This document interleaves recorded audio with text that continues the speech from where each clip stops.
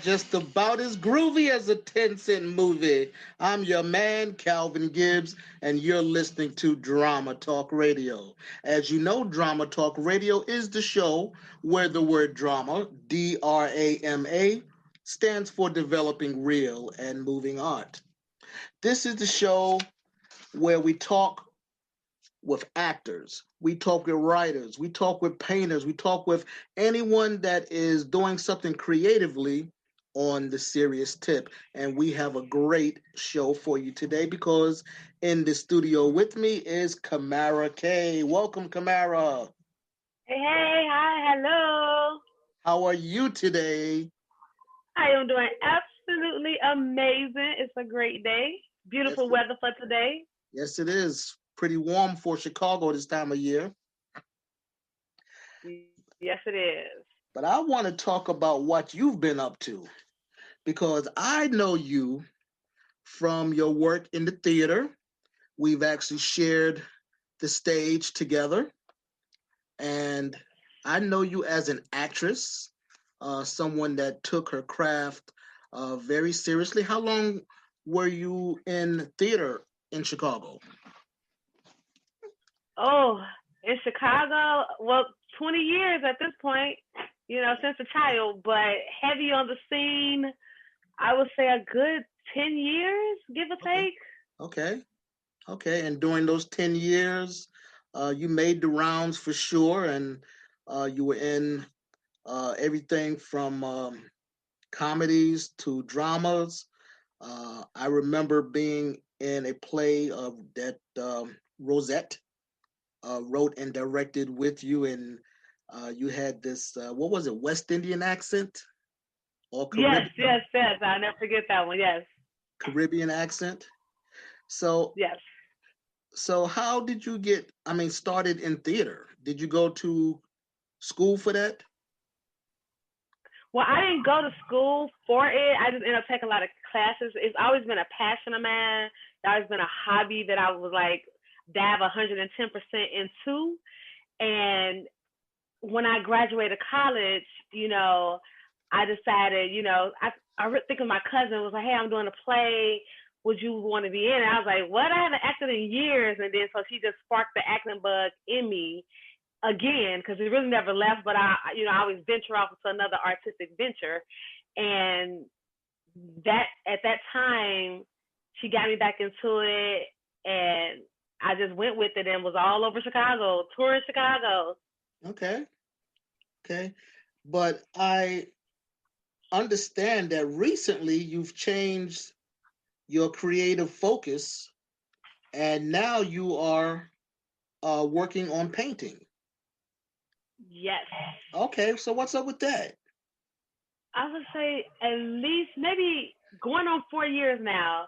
4 years ago, I was acting. I loved it. The stage was, I'm always on it. And I don't know, something happened and I was at home. I was trapped at home.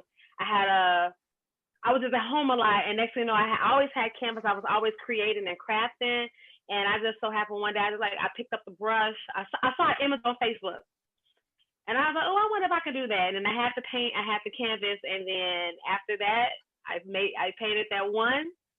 Then I made it a series, and then I went and bought more supplies, more paint. I started like reading more about art and paint, and I started getting into higher quality paint, which does make a difference. I learned, and from there I just started getting larger canvases and painting more and more. So it pretty much just was a what's next, because my acting has slowed down. I wasn't auditioning as much, and I still need the creative out. I still need the release of my energy.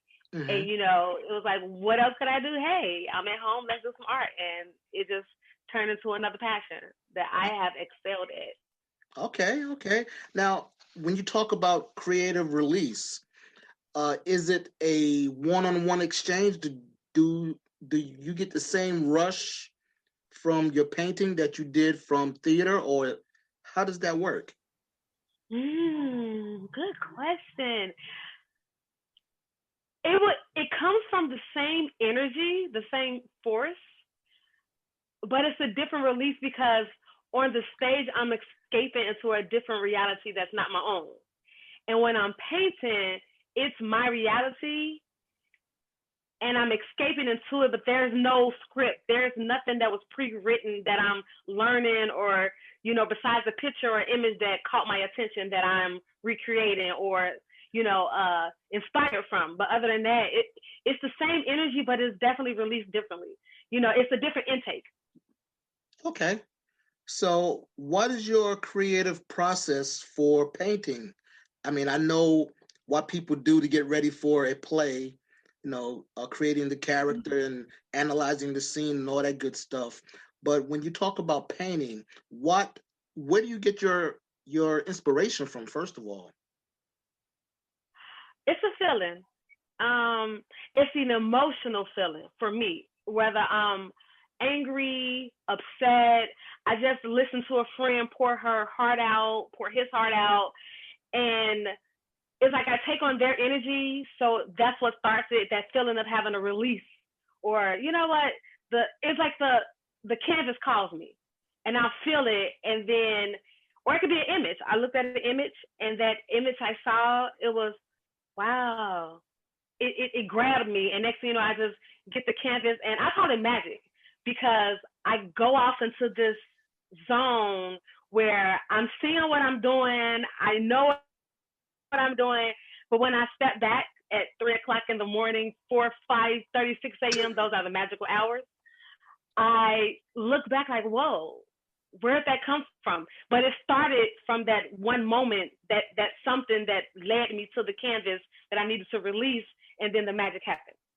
And it's that OTV, that image that I was looking at, but then that feeling that I'm feeling brought me to the canvas, so that image has now expanded into something amazing. Or somebody's asked me, hey, Camara, can you draw this for me? And then it's like, you still have to wait for my vibe, because I can't just, you ask and I go to it and do it.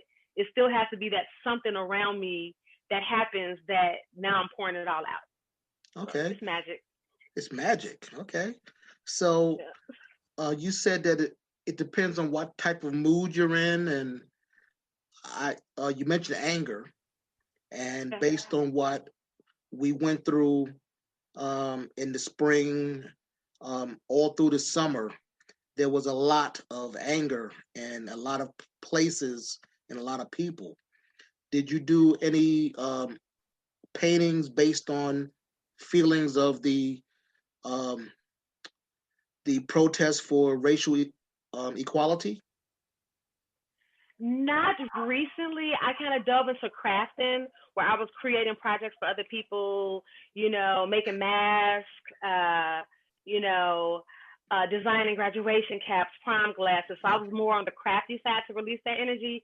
But I have created off of many of the issues that goes around in the world, where I call it my Breathe Life series, like Can I Live, and I definitely have those feelings and emotions on canvas. And I use so many mediums. I was spray painting, I was decoupaging, I was using paint. I have the image of my nephew with his hands up, like real powerful and peaceful. And I recreated that, So this time around, I was more crafty because my energy was off. But before, I definitely have my power pieces, what I call those. Those are my power pieces. Okay, let me ask you a question. Excuse me. Do you think that it's possible through your art to be able to make a change in the world or in situations in communities? Yes, it's definitely possible because it'll bring about conversation. It could start the dialogue. Get the people in a certain place and you see it and you start to feel it, and then the dialogue happens and you'll be inspired by what's next steps. What do we do next? How do we execute these feelings that we're having? Definitely, I think you can. Okay. Now, I do my research, and I was looking at some of your pieces that I could find through your online social media access. And I only saw women. Is that all that you paint? That's my that's my PowerPoint. You know, I'm very expressive in women and our sensuality and the power that we have. So yes, that's my strength. I have tried. I'm a fine artist, so other art you see it in the studio. Come to the gallery. Come to the showings. You know, but yeah, women are my strength. That's yeah. I try to draw men. They don't turn out as masculine as they should because it's still Yeah. it's something about the woman. It's all about the women, huh? Okay, Yes. okay. Now you mentioned gallery. Do you have a gallery, or have you had your work exhibited in galleries? Yes, I have featured in some shows around Chicago. There are different artistic sets and venues that I set up shop at. I curated my own event about 2 years ago, and that was my coming out, showing the world, hey, look what I've been doing. Look, check me out. Introduction to Camara K, the artist. Other than that, yeah, I'm more so. I'll get it. It's always all of my art except acting because it's not me. Has always been personal. It's almost like you have to come into my world to be able to see these things that I've been doing because it's so personal for me.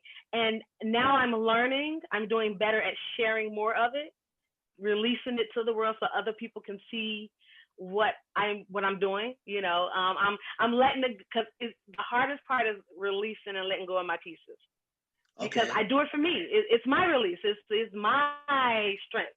And then when I sell it, it's like, oh, a piece of me just left, and that is the hardest thing. But I can say this year I have separated from 5 pieces, and all my pieces are very close to me. So I'm getting to a point where now I am able to go ahead and share and let all of the pieces go and let someone else reel in this greatness that I've done. So there you go. I'm getting There, there. there you go.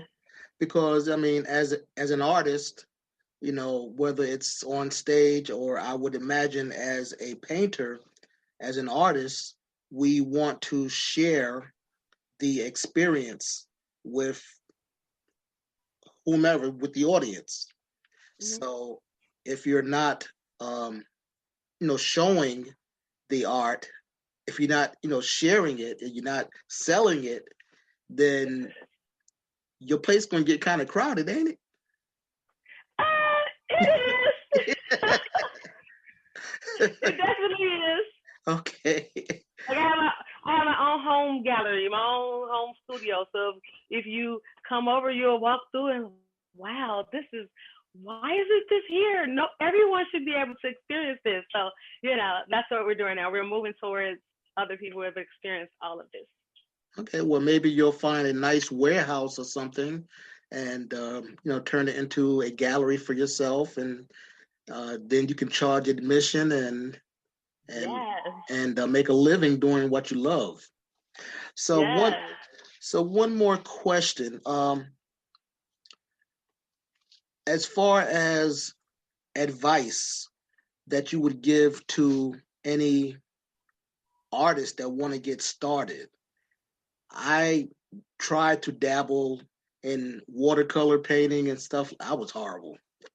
What would you suggest to somebody that has the inkling that they can do it, but not really know where to start? I would say start. Just do it.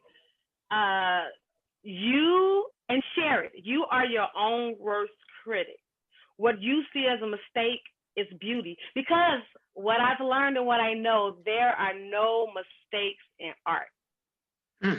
Every stroke, there's no way to erase it. How do you erase paint? Right, right. I You mean, you can. can, but you can't. You can't. And once it's there, and that's the magic. And as long as you just go with it, whatever you feel, and study. Do your research. You go to YouTube University. They have everything, or take a real class, pay for a class and get educated about it. But the first step, pick up that paint, get a pencil. I started with my sketchbook, just Mm, sketching. okay. And from the sketching, I got color pencils. I graduated from color pencils to I got a bigger sketchbook. Now I have a sketchbook that's for my paintings. but I'm always been decoupaging my whole life, so I got a book for that. So whatever it is, you just do it, start it, Okay. share some of it, and finish it. Okay. Now, how long does it take you to finish a piece? I mean, you mentioned working until the early morning hours, but I mean, how long does it take you when you start? Do you do some work, maybe put it down, come back to it later? How does that work? For me, it's energy. However, I'm never working on one painting at a time. I don't know how to do that. So if you, for instance, I could say this painting right here behind me. This one, whoo, because this is decoupage, it's acrylics. I waited days. I did a lot of steps. I would say total, at least for a great one, a masterpiece, 3 days, but 7 tops, just because I have to step back, have to walk away from it, I have to walk past it and look at it. And then I have that one feeling, I can't give this away. And that's how I know I'm done. When I get to that, oh no, I can't let this go. 3 days was the quickest I've ever done one entire painting. And that's because I was totally focused. I was doing nothing else, and then that wee hours. And it's just the wee hours. I don't start at like 7 at night. It'll be like maybe I started 10 o'clock at night, and then comes at 4 or 5 in the morning, because something magical happens between 3 a.m. and 6 a.m. And if I don't try to stay up those hours, but when it happens, that's when I've worked on 2 or 3 pieces, and I finish them all within a week. So only because I'm always doing multiple, 2 or 3 at least, I would say definitely 3 a week. But if it was just one, maybe 3 days. Okay. But I'm never working on just one. Who does that? And yeah, who does that? I do. And that piece in back of you, on your left shoulder there, that must be one of your favorite pieces. Is that correct? Yeah, that's correct. I I've can't let it go, but it's on the way out. I am going to release her to a friend who has a gallery, and I'm going to say goodbye. So this is kind of like my last moments with her. Okay, because I've seen her in several of your postings in social media. Mm-hmm. I was like, yeah, I've seen that one before. She must really like that one. So Yeah. what is that called? Oh, so I have. She is Shades of Lake Michigan. But all of them have like their official name, so that's her official name. But all the others, they're my bitches. Okay. I'm born in the shop. Okay. And I draw bitches, my beautiful women. And she's my blue bitch. Okay. Okay. Yes, yeah, so that's her unofficial name, and that's what I know her by. But she's Shades of Michigan. Okay. Blue bitch. I like that. Now, now, now I got something to chew on here. The one on your right side, what's her name? Oh, well, she's my heart. This is thoughts of him, and she's not even one of my bitches. She's one of my bitches, but she's a queen bitch. Okay, I see the she crown was from now. My queen bitch series, yes. Aha, I see the crown now too, and yes. It looks like a staff or a scepter in her. Well, she's holding a rose. Oh, that's a rose. Okay. Oh, this is heartbreaking. This is from my opening, my very first show that I created. And never let other people move your work, because she got damaged in the midst of being moved. And that was my correction. So it's not a mistake, but I had to do the best I could because I couldn't get rid of her, because she's like slit straight through the middle. Oh, man. Because someone moved her, and now no one can move my babies. Okay, I understand. So I know when we have hobbies and creative releases, that it's all geared towards something. Where are you going with yours? What do you have any goals for the future involving painting? Yes, I will be a fine artist where you will say, I'll be like the Michelangelo, the all of the greats, where you will see my art and you only will be able to see my art in a gallery. There will be no images of, that's why it's so hard to find my work online, because I am not online, because I'm a fine artist. I aspire to be that fine artist where I'm only able via gallery or personal paintings. Okay. Stay Okay. tuned, on the way. Okay. Now, since you only deal with women images, are you looking to hook up maybe with some women conventions, conferences, women groups, anything like that? Or have you done that already? I have not yet done that, and we're going to add that to the deal because I I celebrate women. I too am a woman. We are great. We are amazing. We should be celebrated, and definitely I want to empower, especially our young women. That's Mm-hmm. always been a passion. I've always mentored my youth. I'm still in it. 20 years later, I'm still kind of saving the world as well as, and that's why I have so much energy to release, because I am saving the world, my kids, my families that I work with. And let it be a teenager. It's like I take off whatever hat, put this hat on, and hey, what can I do? I grab you, hug you, and my young men too. I never forget about them, but definitely my women. Okay. But the men, they love looking at my women, so I can get them too. Okay. There you go. There you go.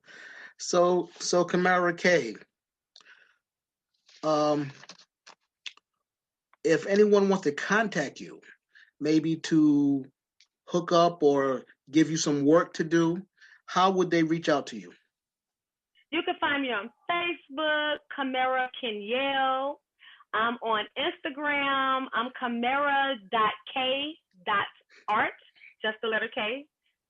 You can find me also on my other Instagram, Cam K, Cam K for a Y. My phone number, by request, send a message, get in my DMs. That's perfectly fine. Okay. I do respond promptly. So yeah, Okay, I'm great. reachable. Well, great. Well, Camara K, I would like to say that you are definitely developing real and moving art. Continued success to you, and Thank thank you. and thank you for being on this episode of Drama Talk Radio. And that's Oh, about you're all, welcome. y'all, for this episode of Drama Talk Radio. Again, I want to thank my guest, Camara K. I'm your host, Calvin Gibbs, and it's always in parting that we take 2 steps to the rear and get on out of here. Until the next episode, exit stage left. Thank you.